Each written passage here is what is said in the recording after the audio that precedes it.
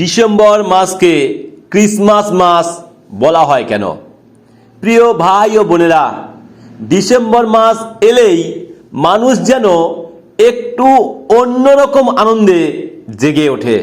বাতাসে উৎসবের গন্ধ, গির্জায় আলো, মানুষের মুখে হাসি, এ যেন এক বিশেষ সময় উপস্থিত। কিন্তু প্রশ্ন হলো, কেন ডিসেম্বর মাসকে ক্রিসমাস মাস বলা হয়?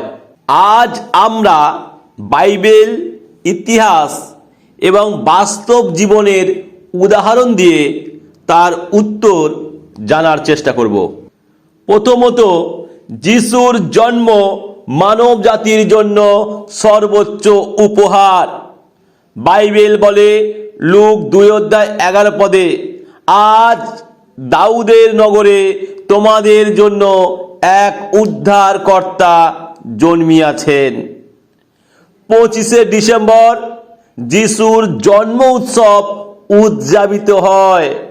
আর মানুষের মধ্যে এত আনন্দের কারণ, এই দিনে স্বর্গের আলো পৃথিবীতে নেমে এসেছিল। তাই যে মাসে উদ্ধারের আলো পৃথিবীতে এসেছিল, যার জন্ম মানব জাতিকে বদলে দিয়েছিল, সেই উদ্ধারকর্তার জন্মের মাসকে পৃথিবী আজও বিশেষভাবে পালন করে। যেমন ধরুন, আপনার বাড়িতে কারোর জন্মদিন, আপনি কি শুধু সেই দিনটি আনন্দ করবেন? না, জন্মদিনের আগের সপ্তাহ থেকেই ঘর সাজানো, রান্নার প্রস্তুতি, অতিথিদের ডাকা, উপহার দেওয়া চলতেই থাকে। ঠিক তেমনি যিশুর জন্মের আনন্দ একদিনে সীমাবদ্ধ না থেকে পুরো মাস জুড়ে ছড়িয়ে পড়ে। দ্বিতীয়ত, অ্যাডভেন্ট সেশন। ডিসেম্বর হলো প্রস্তুতির মাস। ডিসেম্বরের শুরু থেকেই খ্রিস্টীয় বিশ্বাসীরা অ্যাডভেন্ট পালন করে থাকেন। অ্যাডভেন্ট মানে আশার অপেক্ষা।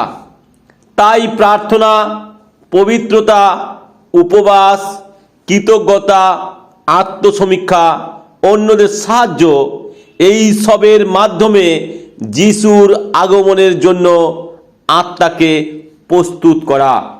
তাই পুরো মাসটি একটি আত্মিক যাত্রা। একটি বাস্তব উদাহরণ দেখি।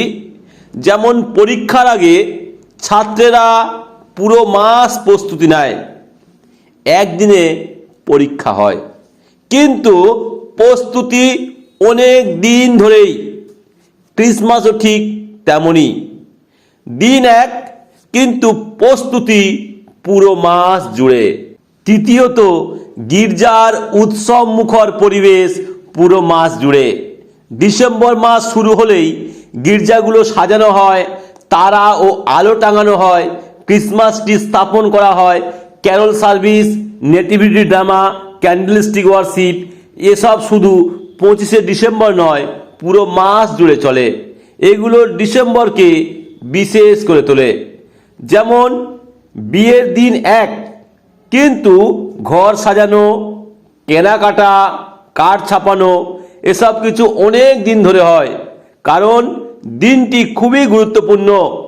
তেমনি যিশুর জন্ম গুরুত্বপূর্ণ, তাই প্রস্তুতিও অনেক বড়।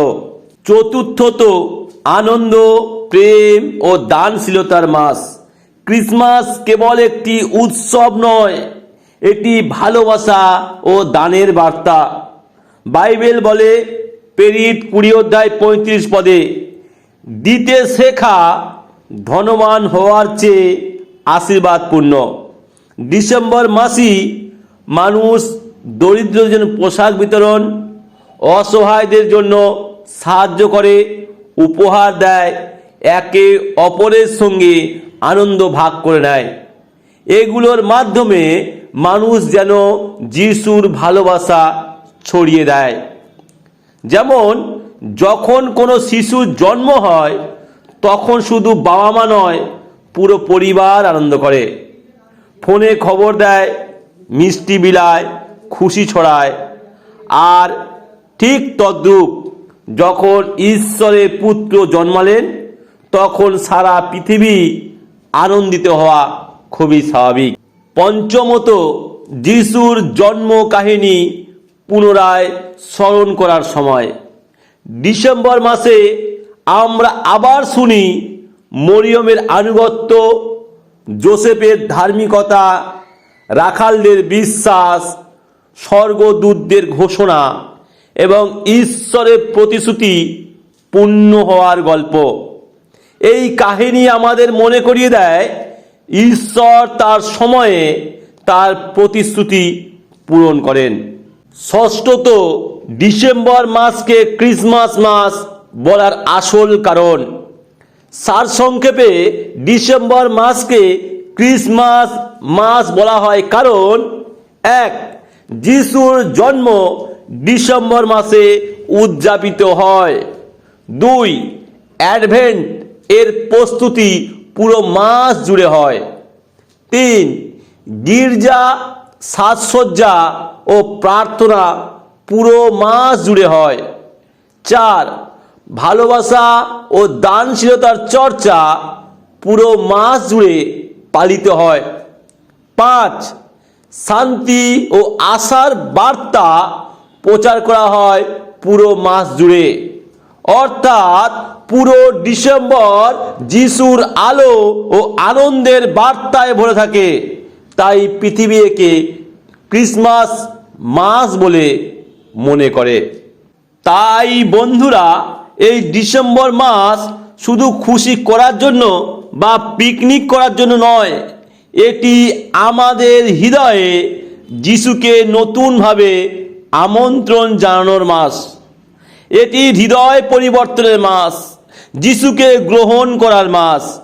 যিশুর আলো তোমার সব অন্ধকার দূর করে দিক। যিশুর আলো তোমার ঘর, পরিবার ও জীবনে প্রবেশ করুক। এই ডিসেম্বর মাসকে শুধু উৎসব নয়, আত্মিক পরিবর্তনের মাস করে তুলুন। যিশুর জন্ম মানব জাতির জন্য শান্তি, আশা ও মুক্তির প্রতীক। তাই ডিসেম্বর মাসে এই সব বার্তা মানুষের মাঝে ছড়িয়ে দিতে বিশেষভাবে পালন করা হয়। আর যারা শান্তি, আশা ও মুক্তির আস্বাদ পেতে চান, আমার সাথে প্রভু যিশুকে আহ্বান করুন আর বলুন, হে প্রভু যিশু, তুমি আমার হৃদয়ে এসো, তুমি আমাকে পরিবর্তন করো, তুমি আমার জীবনকে সঠিক পথে পরিচালিত করো।